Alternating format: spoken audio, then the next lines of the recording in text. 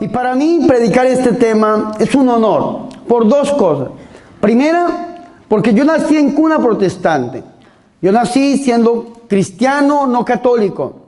Y en la formación que me dieron a mí, siendo un niño hasta mi adolescencia, me enseñaron que Jesús no estaba presente en la Eucaristía, que solamente era como una obra de teatro o como un signo que se repetía de una manera artística, pero que no era presencia real de Jesús en la Eucaristía. Y segundo, porque soy sacerdote y como sacerdote hoy en día entiendo el misterio de la Eucaristía y sé que soy la única persona, los sacerdotes somos las únicas personas que podemos hacer bajar a Dios a la tierra y hacer convertir ese pan, que es un simple pan, en la carne del Señor, y ese vino, que es un simple vino, en la sangre del Señor. Yo entiendo la dignidad sacerdotal, que ni aún la Virgen María, que es la madre del Señor, puede hacer que su hijo baje y sea realmente presente en un altar como lo hacemos nosotros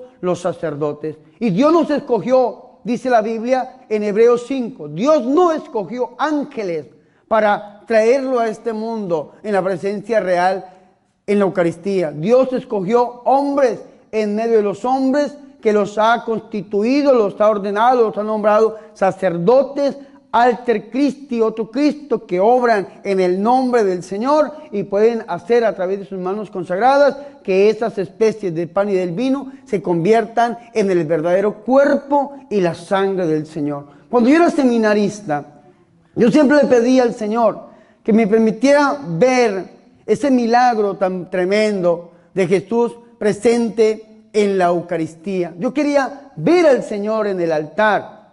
¿Por qué? Porque yo tuve amigos en mi adolescencia que eran satanistas y se robaban las hostias de las iglesias para llevarlas a sus sectas satánicas. Y entonces estas personas que se roban las hostias en las iglesias para llevarlas a las botánicas, a las sectas satánicas, creían en la presencia real de Jesús en la Eucaristía. Yo decía, ¿y cómo un satánico puede creer en la presencia real de Jesús en la Eucaristía? Y yo, que soy seminarista hoy día, no puedo verlo, sino solamente veo es pan y vino. Y entonces Dios me regaló a mí una muestra de su amor. Por allá en el año 2015, yo iba con mi hábito, este mismo que tengo puesto debajo de esta alba que me regalaron aquí en Estados Unidos, está mi hábito. Yo con mi hábito y se acercó un muchacho un poco desorientado.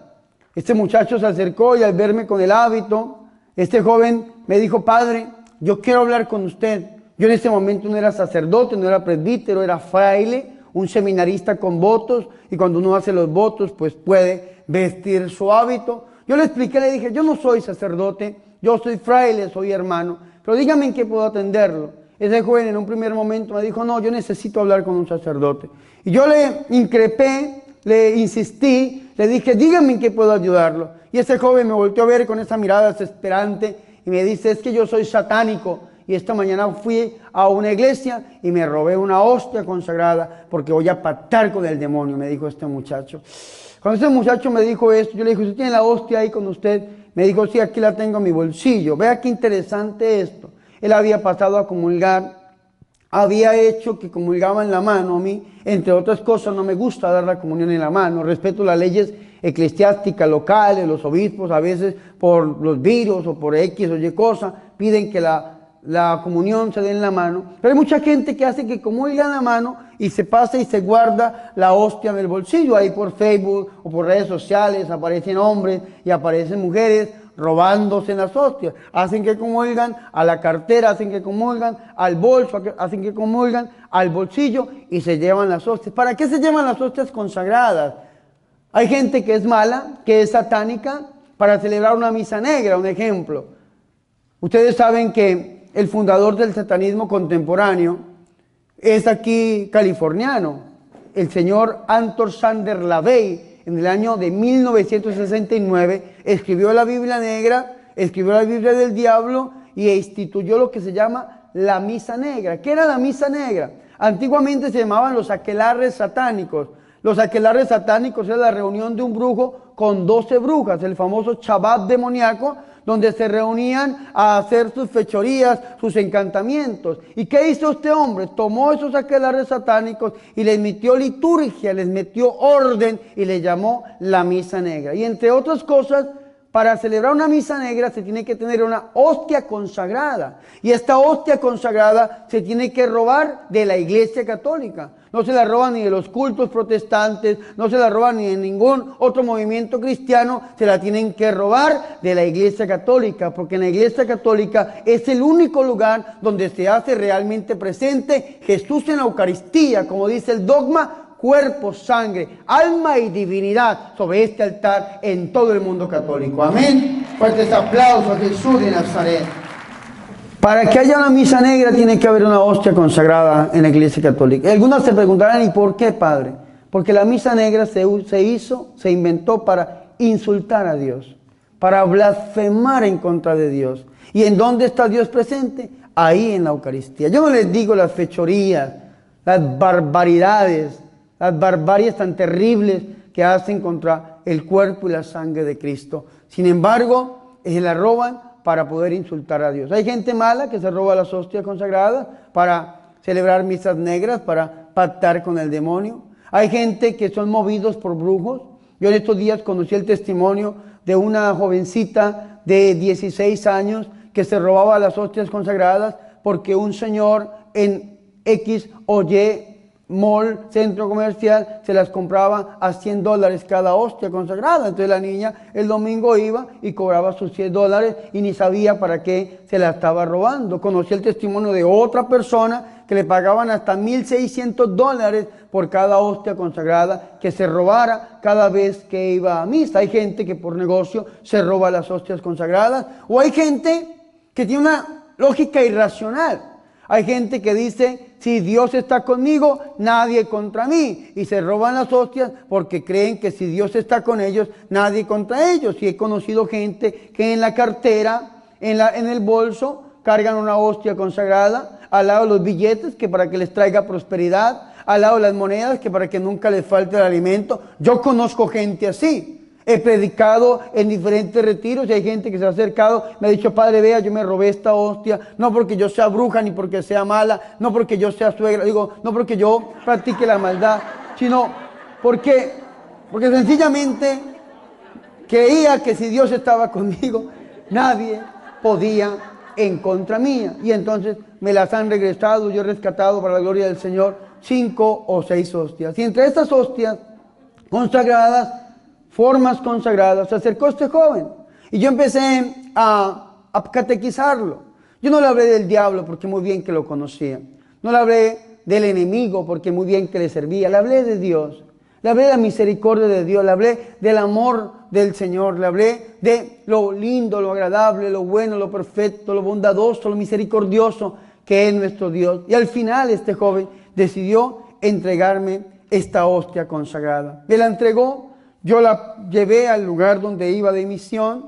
Iba de misión a un lugar de California, por aquí por el lado de la bahía, un pueblo que no nombro porque al final fue muy triste, pero vea lo que sucedió. Yo la llevé, cuando llegué al lugar del retiro, a un retiro viernes, sábado y domingo, yo puse esa hostia consagrada en un vaso con agua para que perdiera la forma y después de perder la forma, ponerla en una planta como lo ordena y lo permite la Iglesia Católica. Pero sucedió algo hermoso. Al ponerla en este vaso, la hostia se rompió, se diluyó. Y el lunes siguiente, después del retiro, el lunes siguiente le salió una manchita de sangre. Ahí en internet, en WhatsApp, o digo en Instagram, o en YouTube, hay unas predicaciones donde yo muestro las fotografías acerca de esto. Le sale una manchita de sangre.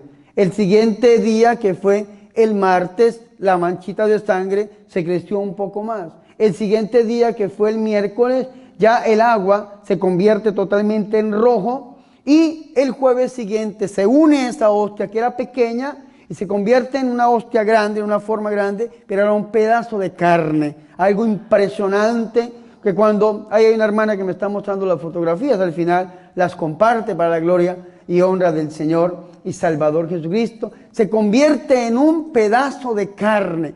A mí la señora, yo estaba en Colombia, yo prediqué viernes, sábado y domingo, viajé el lunes la señora me dijo, padre, ¿yo qué hago con esto? Le dije yo, lléveselo al sacerdote, que el sacerdote se encargue de este milagro. Yo dije, yo no soy científico, no sé verdaderamente qué decir, pero póngalo al servicio de la iglesia. Lamentablemente no digo la parroquia, nunca lo he dicho, porque el sacerdote cuando recibió esto se asustó y votó este milagro, lo votó a quién sabe dónde lo votaría. Algunos dicen que al baño, otros dicen que lo enterró en el jardín de la parroquia y ordenó a todo mundo que se quedara callado. Sin embargo, antes de que sucediera este episodio tan triste, la señora sacó un poco de agua que era roja, parecía sangre.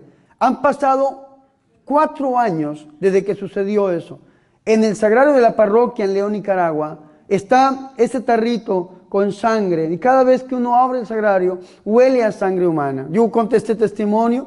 Unas personas de Chicago viajaron a Nicaragua a conocer que yo llamo milagro eucarístico, porque no soy científico, pero tampoco tengo otra palabra. Al abrir el sagrario y al sacarlo, estas personas fueron al suelo, al piso, en descanso en el espíritu, llorando, y se llenó ese lugar, ese sagrario, de un aroma de rosas tan impresionante. Y esta persona cada vez que me ve se pone a llorar y dice, padre, yo lo veo y me acuerdo de lo que vivimos en Nicaragua. Y yo he destapado ese tarrito y lo huelo, y después de tantos años huele a sangre fresca, huele a sangre humana, porque ahí está realmente presente, se lo repito, el cuerpo, la sangre, el alma y la divinidad del mismo Dios y Salvador Jesucristo. Aleluya. Y algunas personas dirán, padre, ¿y por qué sucedió esto? No solamente sucedió en pasado, sucede.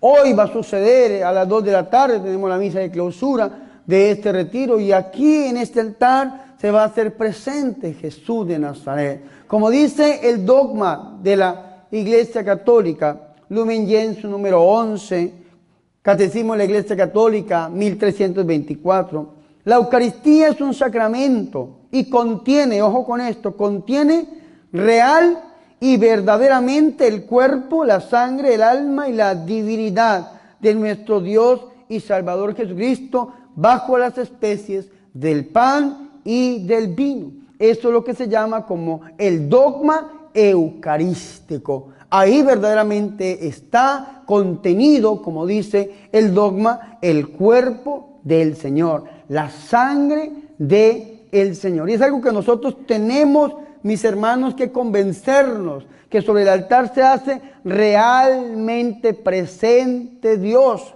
Es el mismo Jesús que hace más de 2000 años pasó por este mundo, sanando, bendiciendo, liberando. Ese mismo Jesús se hace presente sobre el altar. Tanto, mis hermanos y mis hermanas, que a mí se me enchina la piel cuando yo leo un versículo en la Biblia o una parte en la Biblia que está tomada de la primera carta del apóstol San Pablo a los Corintios, en el capítulo 11, versículo 23 en adelante. Y vean lo importante que es leer esto, que lo repetimos también nosotros en gran parte cada vez que celebramos la Eucaristía.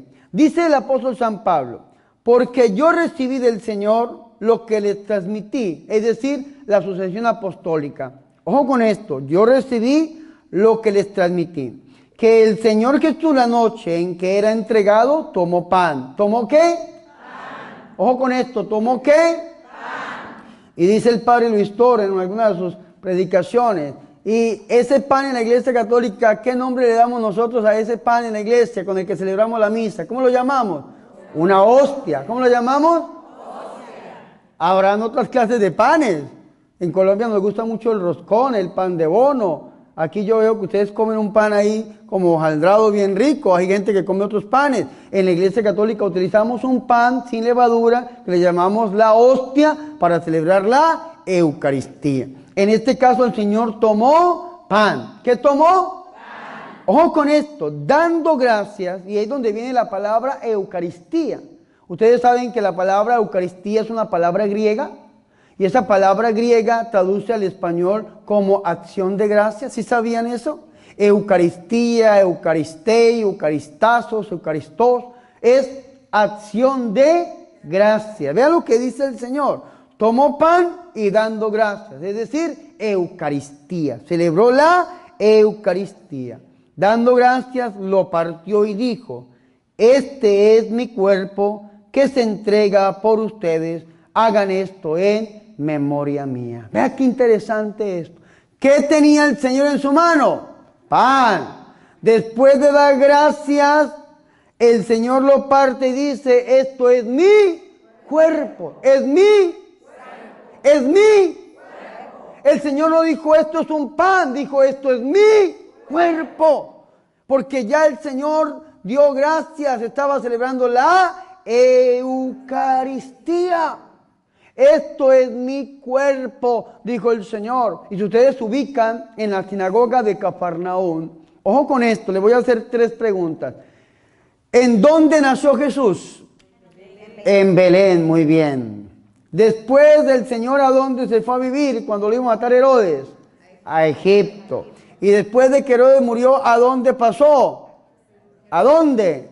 A Nazaret, por eso le llamaban el Nazareno. Y cuando empezó su vida pública, ¿en dónde puso su oficina? ¿En dónde? En Cafarnaún. Allí en Cafarnaún, el Señor Jesucristo, según el Evangelio de San Juan, en el capítulo 6, el Señor da un discurso eucarístico. Y es tan duro el discurso eucarístico donde el Señor dice, este pan es mi carne y el que coma mi carne tendrá vida, el que beba mi sangre tendrá vida, el que beba mi carne y coma mi carne y beba mi sangre tendrá vida y yo habitaré en él, dice el Señor.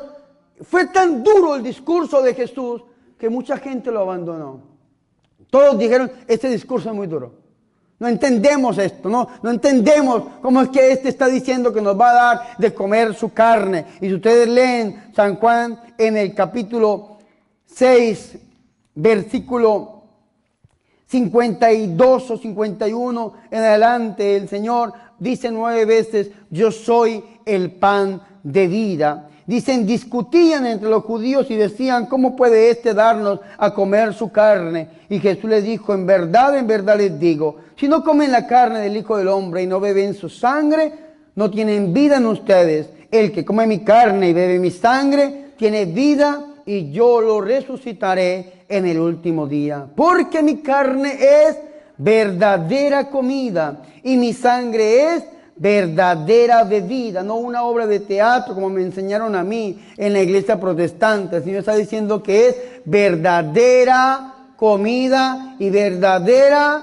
bebida. El que come mi carne y bebe mi sangre permanece en mí y yo en él. Y lo mismo que el Padre que vive me ha enviado y yo vivo por el Padre, también el que coma vivirá por mí. Este es el pan bajado del cielo, no como el que comieron sus padres y murieron. El que coma de este pan vivirá para siempre. Esto lo dijo enseñando en la sinagoga de Cafarnaún. Palabra de Dios.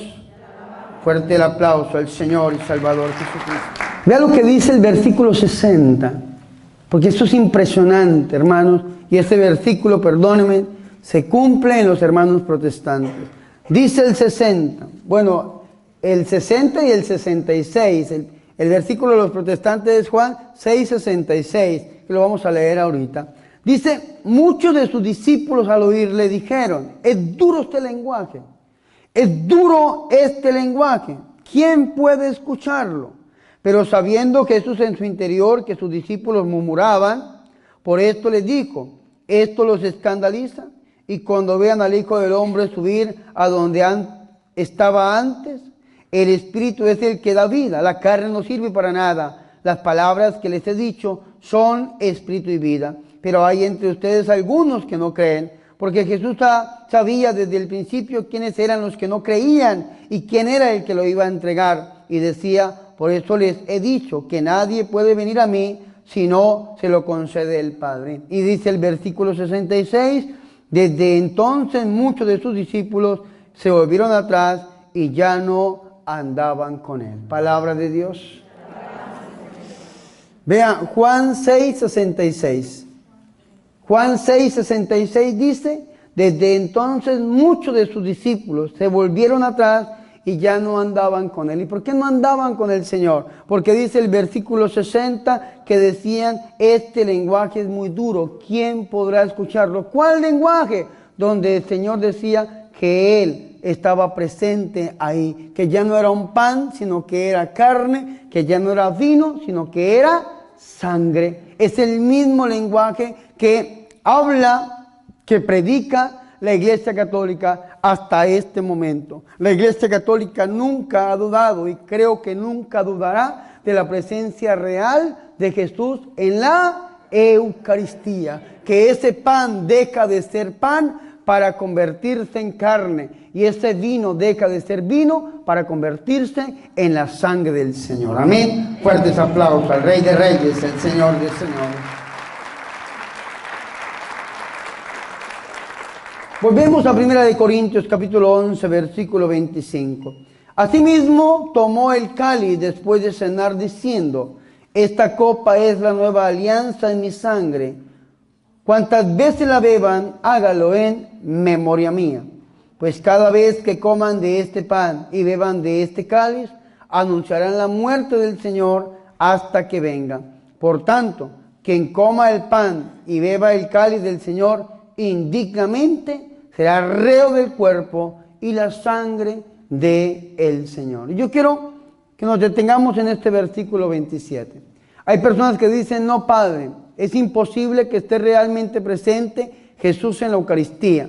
Eso solamente es un pan, solamente es vino, es una representación, es una obra de teatro, es un volver a recordar, pero no es una conmemoración como enseña la Iglesia Católica, que es volver a suceder lo que sucedió en el triduo y en el misterio pascual de Cristo, lo que dice la Iglesia. Hay gente que dice que no, solamente es una representación, una obra de teatro, no es verdad. Y yo me pregunto lo siguiente, si no es verdad que se hace presente Jesús en la Eucaristía, que es la carne y la sangre del Señor, ¿cómo un Dios tan bondadoso, tan misericordioso como el nuestro, está dispuesto a condenar a aquellos que atenten contra el cuerpo y la sangre del Señor? Lean el versículo 27. Por lo tanto, quien coma el pan o beba el cáliz del Señor indignamente, será reo del cuerpo y la sangre del Señor. Después viene el versículo 28 para caer en el 29. Les voy a leer el 28, pero voy a explicar el 29. Dice, examínense pues cada cual y coma así el pan y beba el cáliz. Dice el 29, pues quien come y bebe sin discernir el cuerpo, come y bebe su propia condenación. Por eso hay entre ustedes muchos enfermos y muchos achacosos y mueren no pocos. Palabra de Dios. Fuertes aplausos a la palabra del Señor y Salvador Jesucristo. Cuando nosotros comemos sin discernir, estamos comiendo nuestra propia condena. Es decir, Dios está dispuesto a pasarnos por la condenación si comemos y bebemos el cuerpo y la sangre del Señor indignamente. Ahora, ¿quién es digno? Nadie es digno. Entonces, ¿qué hace el Señor? Nos deja una medicina. ¿Cómo se llama esa medicina? El sacramento de la reconciliación. El sacramento de la reconciliación es el sacramento por el cual Dios nos perdona. Dice la Biblia, examínense, del griego diakrinón. Diakrinón significa como un discernimiento, dirían algunos. Un discernimiento como cuando una mamá tiene un colador de los que usamos en Colombia para hacer el café negro, y entonces hacemos el café de olla y le quitamos las pepitas, las semillas, para que pase solamente lo que llamamos el tinto. Algo así tenía San Pablo en la mente. Era como aquel cernidor que utilizaban cuando recogían la cosecha y querían separar el trigo de la cizaña, el trigo de la basura, querían separar el trigo del mugre, entonces utilizaban un cernidor. Eso mismo es lo que tiene San Pablo. Disciernan, examínense antes de comer el cuerpo y la sangre del Señor indignamente. Mejor examínense y que cada cual dice San Pablo, coma y beba del cuerpo y el cáliz del Señor de una manera digna. Dice el versículo 28, examínense pues cada cual y coma así el pan y beba así el cáliz. Examinarse es lo que la Iglesia Católica llama el sacramento de la reconciliación. Porque si nosotros comulgamos en pecado mortal, estamos, escúcheme muy bien eso, transgrediendo el cuerpo y la sangre del Señor. Hay personas que han olvidado esto, se llama pecado de sacrilegio. Sacrilegio. ¿Y qué es el sacrilegio? Es comulgar en pecado mortal. Y es mejor confesarnos, es mejor ir al sacramento de la reconciliación. Tal vez, como dice el padre fundador de mi obra, es mejor pasar 3 minutos de vergüenza delante de un sacerdote que tal vez 300 años de purgatorio o una eternidad en el infierno por no haber discernido como nos ordena a nosotros la Sagrada Escritura. Y si no está presente Jesús en la Eucaristía, ¿cómo es que un Dios tan misericordioso como el nuestro está dispuesto a pasar a sus hijos por la condena cuando transgreden el cuerpo y la sangre de el Señor? Examinemos nuestra conciencia, hagamos un profundo examen de conciencia y confesemos. Ojo con esto, nosotros tenemos que confesar los pecados, no los problemas. La mayoría de gente confiesa los problemas y no confiesa los pecados. Y entonces uno se pone a confesar a la gente y ¿hace cuánto no te confiesas? Ay, padre, yo no me confieso hace un mes. ¿Y qué quieres confesar? Ay, padre, es que mi hijo está en la droga, es que mi hija... Sí, bonito, yo los escucho, y los escucho con mucho amor. Los que se han confesado conmigo, yo los escucho, hablen. Otro cura le dirá, ay, eso no es pecado, cállese, dígame su pecado. Yo, hable, suéltela, a ver, bótela toda, a ver, dígame qué tiene en su corazón. Y empiezo a escudriñarles el corazón. Pero a mí al final me dan ganas de decirle, dígale a su esposo, a su hijo y a su suegra que ellos pueden comulgar. Sí, a él me dan ganas de decirle.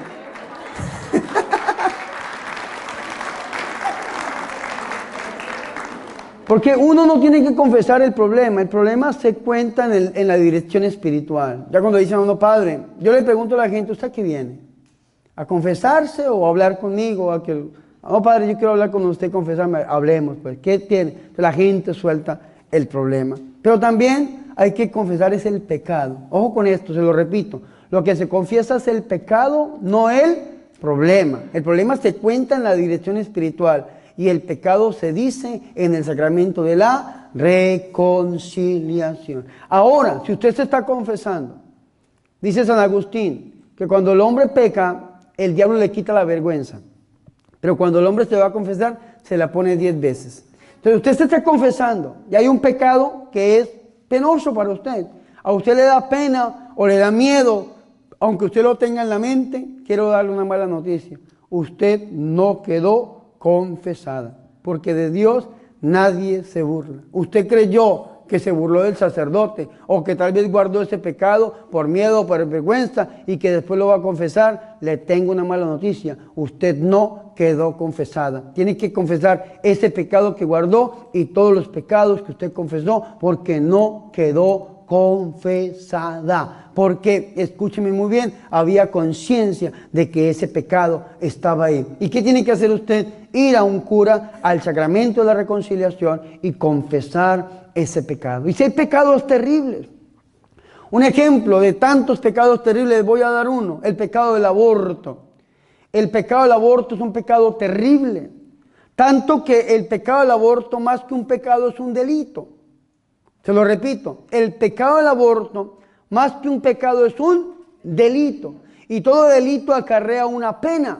¿Y saben cuál es la pena del pecado del aborto? La excomunión. Una persona que aborta o que apoya un aborto, que acompaña a alguien a abortar o que va en pro del aborto, están excomulgados por la Iglesia Católica. Hay dos tipos de excomunión.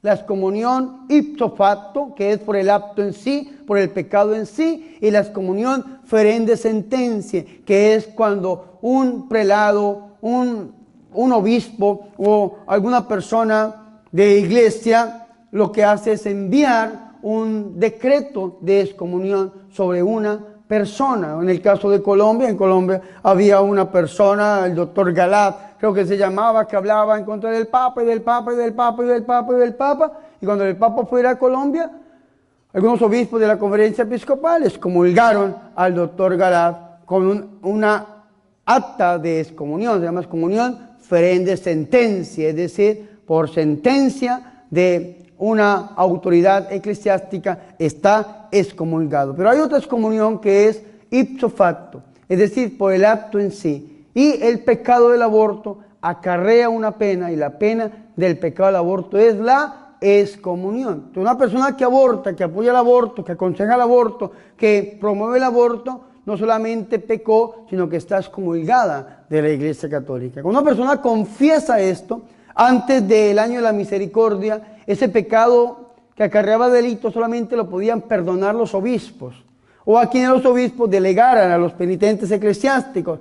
Después del año de la misericordia, del jubileo de la misericordia, del Papa Francisco nos dio el permiso a todos los curas del mundo para poder perdonar ese pecado del aborto. Y cuando la persona confiesa el pecado del aborto, lo que hace el sacerdote es absolverla de su pecado, y con la absolución se levanta la pena, es decir, se levanta la excomunión. Antiguamente eran dos ritos: el rito de levantamiento de la excomunión por parte de un juez eclesiástico, y después la absolución del perdón del pecado de esta persona. Hoy en día, con la absolución se levanta la pena, que es la excomunión. ¿Y por qué les digo esto? Porque muchas personas les da miedo, vergüenza, pena confesar este pecado del aborto, y confiesan todos los demás pecados y se guardan ese y comulgan como si nada, olvidándose que el que come y bebe la carne y la sangre del Señor sin discernir indignamente, está comiendo y bebiendo por así su propia condenación. Eso es importante saberlo. ¿Por qué? Porque en el altar está realmente presente nuestro Señor Jesucristo. Se lo repito, el dogma eucarístico dice: es su cuerpo, su sangre, su alma y su divinidad. Esto es lo que enseñó el Señor y lo que ha enseñado la Iglesia Católica a través de los siglos. Vea que si nosotros nos ponemos a pensar en la Iglesia primitiva, nos hacemos una pregunta: ¿por qué mataban a los cristianos en la Iglesia primitiva? Ojalá que ustedes algún día se lean un libro de historia eclesiástica o de historia de la Iglesia. Yo les recomiendo uno. San Pablo sacó unos libros de historia de la Iglesia de un padre que se llama Franco, el padre Franco, que de hecho fue profesor mío en la universidad donde yo estudié. Y él tiene unos libros de historia de la Iglesia muy bonitos, muy puntuales, y ahí uno aprende muchas cosas. Una pregunta, se la repito: ¿por qué mataban a los cristianos de los primeros siglos? Y dicen los historiadores que los mataban por tres cosas. Primero, por ateos. ¿Por qué? Por ateos. ¿Y por qué por ateos, padre? Porque no creían en el Dios de turno, en el César. Porque no creían en los dioses romanos o en algunos dioses griegos. Porque no creían en los dioses paganos. Porque los primeros cristianos tenían su fe puesta en un único y verdadero Dios llamado nuestro Señor y Salvador Jesucristo. Y por más que les pedían que les quemaran inciensos a los demás dioses, no lo hacían, preferían perder la vida antes que renegar de su fe, antes que apostatar acerca de su fe, y los mataban por ateos, porque no confesaban la fe en el Dios César. ¿Por qué mataban a los cristianos de los primeros siglos? Segundo, por incesto. ¿Saben por qué los mataban por incesto? Porque se llamaban hermanos. Hola, mi hermanita, ¿cómo está? Hola, hermanita, ¿cómo está? Y después esa hermanita era la esposa y la mamá de sus hijos, y entonces decían: estos se casan entre hermanos, y los mataban por incesto. ¿Y saben también por qué los mataban a los primeros cristianos? Abran sus oídos. Los mataban por caníbales. ¿Por qué? Caníbales. Más fuerte, ¿por qué? Caníbales. ¿Y quién es un caníbal? ¿Qué es un caníbal? Caníbal, dícese, aquel que come carne humana. ¿Y por qué los mataban por caníbales? Porque los primeros cristianos decían y creían con todo su corazón que se comían la carne y se bebían la sangre de un tal Jesús de Nazaret, que estaba vivo y estaba resucitado. Y si estaba vivo y estaba resucitado, porque se hacía presente y se hace presente en el santísimo sacramento del altar. Ahí está la carne, la sangre, el alma y la divinidad de nuestro Señor y Salvador Jesucristo. Amén. La iglesia primitiva preferían perder la vida antes de renegar de Jesús. Hoy en día, nosotros vemos tanta gente que reniega de Jesús. A mí ayer me decía una hermanita, sin llegar a develar el pecado de nadie, me decía: padre, yo tengo un familiar que me dice que ¿para qué la Eucaristía? Que él puede vivir sin la misa, sin la Eucaristía. Terrible esto, hermanos. Vivir excomulgados, vivir fuera de la comunión es imposible. Es un vacío terrible. Es algo que yo no puedo llegar a concebir. De hecho, hay 3 cosas que a mí no me dejan ir de la Iglesia Católica. ¿Ustedes creen que uno con problemas, con dificultades, a veces no quisiera salir corriendo? Claro que sí, pero hay 3 cosas, yo digo que son mis 3 ataduras, las 3 cosas que me tienen atado a mí en la Iglesia Católica. La primera se llama la Virgen María. ¡Ay, mi Madre Santa! No me deja ir a mí a la Iglesia Católica, porque ella es la madre del cuerpo místico de Cristo, que es la Iglesia. Segundo, el sacramento de la confesión. Usted no va a encontrar ese sacramento en ninguna otra parte, en ninguna otra iglesia. Solamente la Iglesia Católica tiene el poder para perdonar los pecados instituido por nuestro Señor y Salvador Jesucristo. Y tercero, la Eucaristía. A mí la Eucaristía no me deja ir de la Iglesia Católica, porque no voy a encontrar otro lugar en donde a mí me entreguen realmente y verdaderamente presente el cuerpo, la sangre, el alma y la divinidad de Jesús. Búsquenlo, busquen. Hoy en día que hay tanta pluralidad de opciones, vengan aquí a la iglesia de la profecía, a la iglesia de la sanación, a la iglesia de la liberación, vengan aquí a la iglesia de la predicación. En Colombia hay 33,000 denominaciones cristianas, vengan aquí, la iglesia de X o Y. Busquen tanta denominación, en tanta oferta, en donde le dicen a usted que está realmente presente Jesús en la Eucaristía. En otros lugares puede haber sanación, claro que lo puede haber. ¿Puede haber liberación? Claro que lo puede haber. ¿Puede haber alabanza? Claro, hay gente que canta así hermoso como yo, claro que los hay, claro que los consigue. Sin embargo, no hay otro lugar en donde se haga realmente presente Jesús en la Eucaristía, donde esté realmente presente Jesús en el altar. Y el día que usted descubra esa presencia real de Jesús en la Eucaristía, el día que usted se vuelve una persona eucarística, cristocéntrica, mariana, buscando a Jesús a través del corazón de su Santísima Madre, ese día usted va a ser verdaderamente sano y va a ser verdaderamente libre. Los grandes milagros en la Iglesia Católica lo dicen los grandes pastores protestantes, entre ellos un pastor llamado Benny Hinn, que es un pastor norteamericano. Los grandes milagros en la Iglesia Católica suceden por la creencia, por la fe que el pueblo católico tiene en la presencia real de Jesús en la Eucaristía. Aquí es donde suceden prodigios, milagros, portentos, sanaciones y liberaciones, porque Dios está con nosotros, dentro de nosotros. Los grandes milagros que yo he visto en mi ministerio, los he visto en 2 maneras. Primero, en mis misas y en las horas santas. Oh, yo no sé si ustedes vieron anoche esa hora santa tan fuerte que nos regaló el Señor, algo hermoso que estuvo Jesús presente aquí en las Eucaristías celebradas cuando la persona comulga. Cuando usted comulga, usted está abriendo su boca para recibir la carne del Señor. Cuando usted pasa a beber del cáliz, la sangre del Señor. ¿Y qué tiene que hacer usted?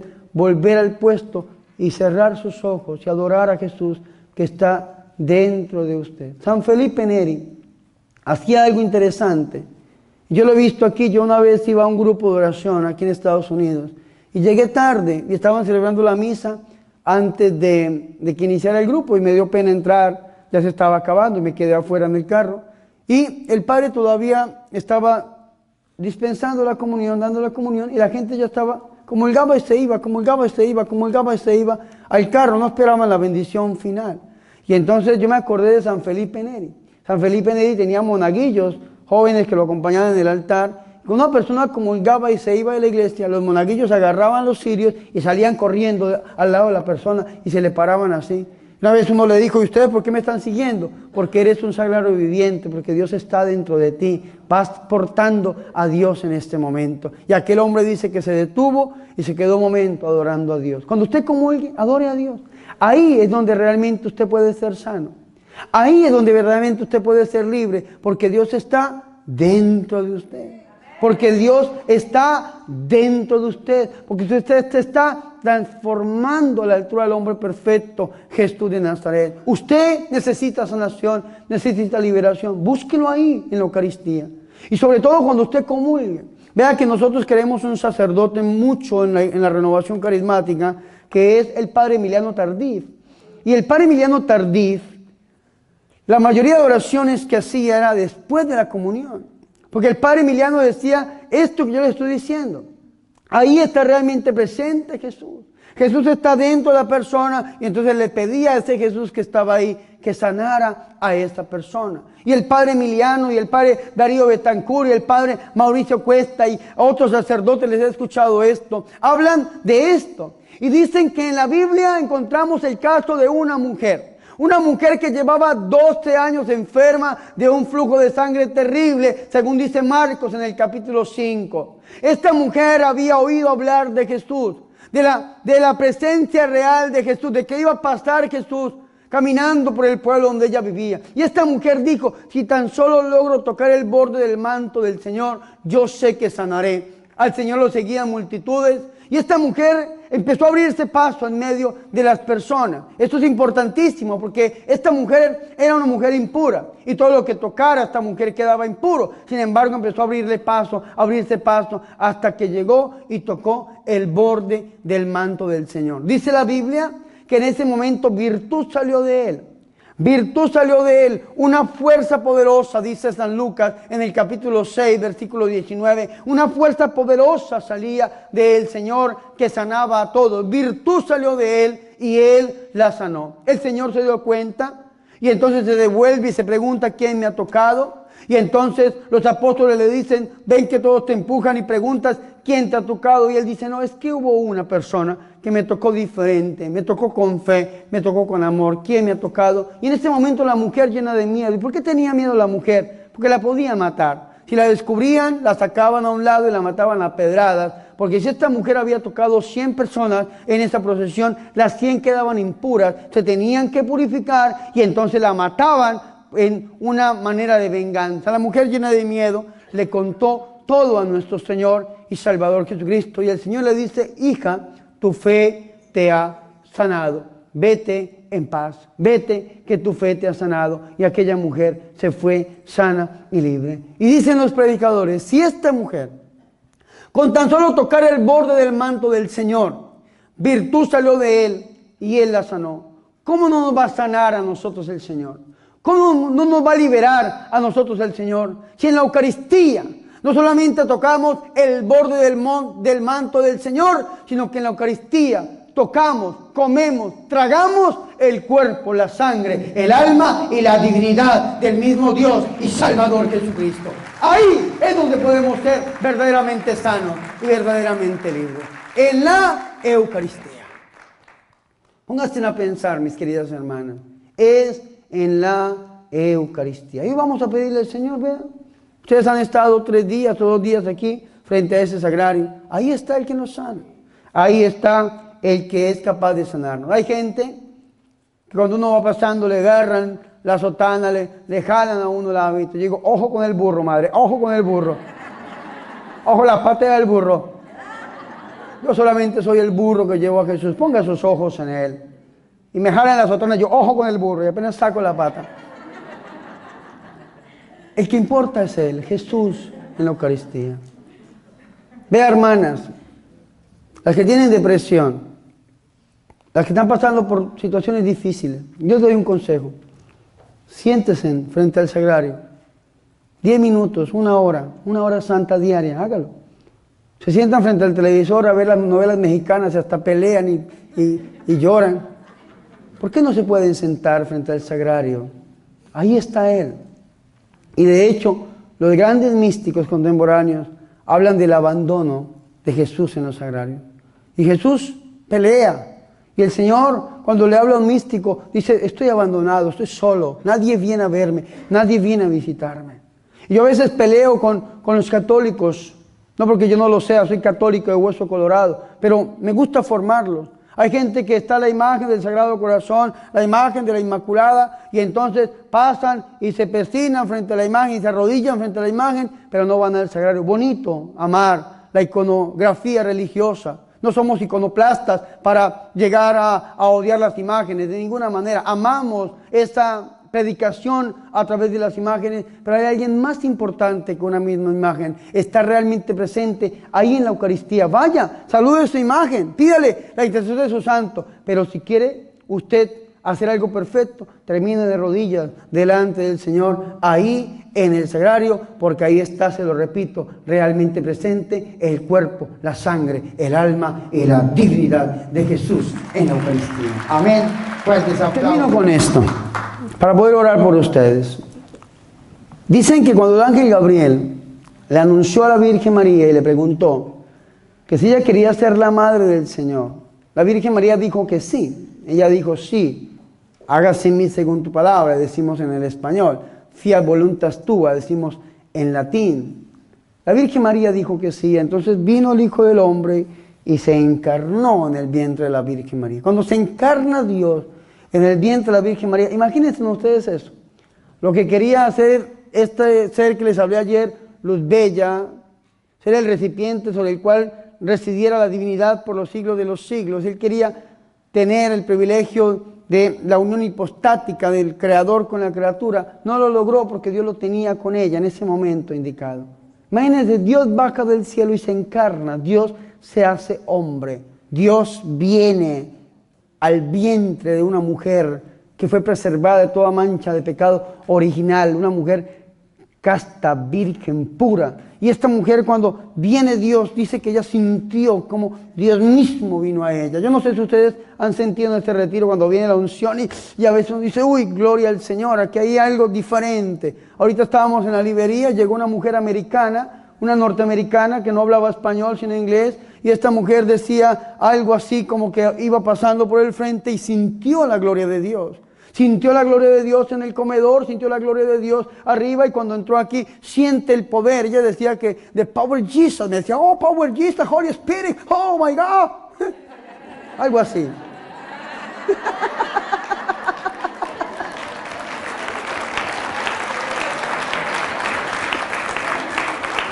Emocionadísima esta mujer. Yo dije, wow.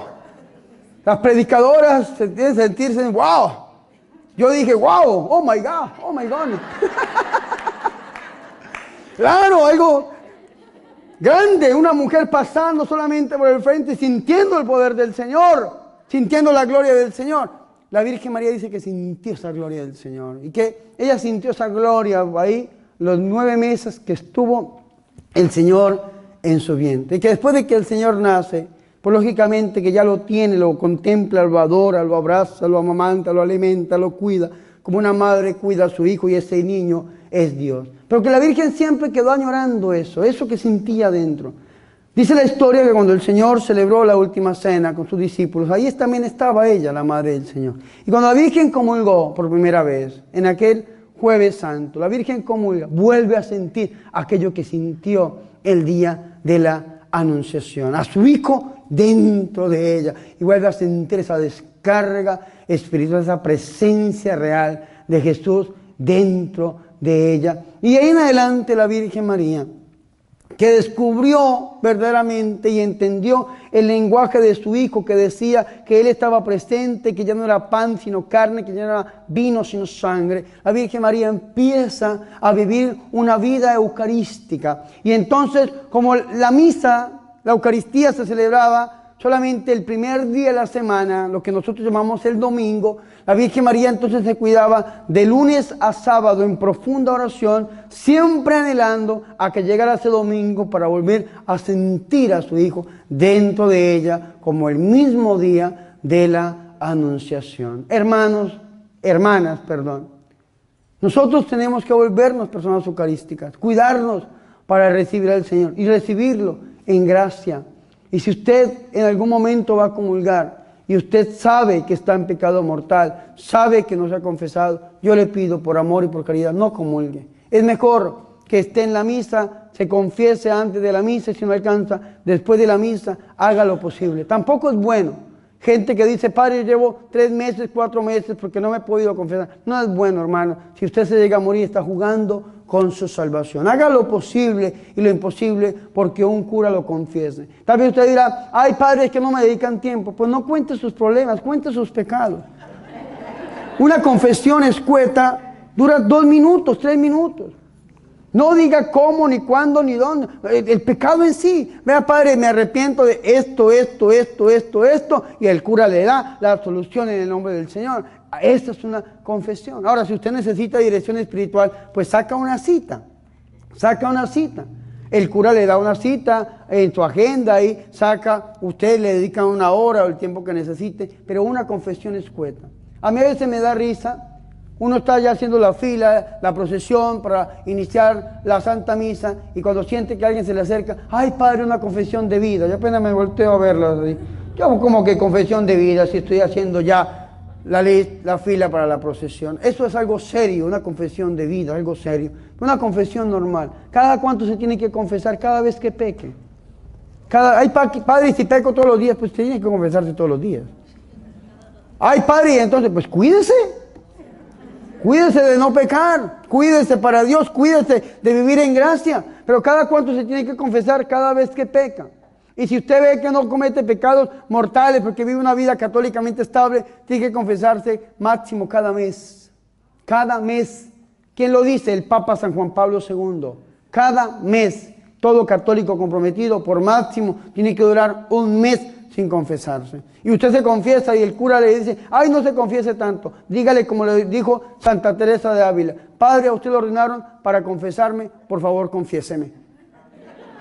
Porque a veces a los curas nos da pereza. Y se lo digo yo, a mí me gusta confesar y ustedes han visto que me he sentado ahí lo que más puedo, pero a veces se cansa uno. Hoy confesar no es cosa fácil. Confesar es difícil. Recibe uno toda la porquería humana, toda la porquería humana. Tanto que los santos dicen que los curas somos los sanitarios en la iglesia. Donde la gente va a botar la porquería, sí. Eso es un cura confesor. Ahí estamos. Y termina uno cansado. Uy, vea que yo fui obrero.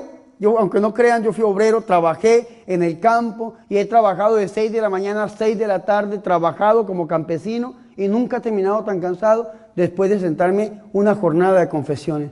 Uy, terminó uno molido. Y la voz, padre, mi suegra, uy, no, esto es terrible. Terrible esto, terrible. Entonces, mis hermanas queridas, vuélvanse mujeres eucarísticas y busquen el poder sanador de Jesús en la Santa Eucaristía. Amén. Fuertes aplausos al Señor por su amor y su misericordia. Pónganse en pie, por favor, en este momento. Suelten todo lo que tengan. Mientras se levantan, algunas mujeres me han preguntado, padre, ¿cuándo va a volver a bendecir? Yo antes de la misa o después de la misa les bendigo otra vez todo, los rosarios, todo. Gracias por darle de comer a los pobres a través de mi ministerio.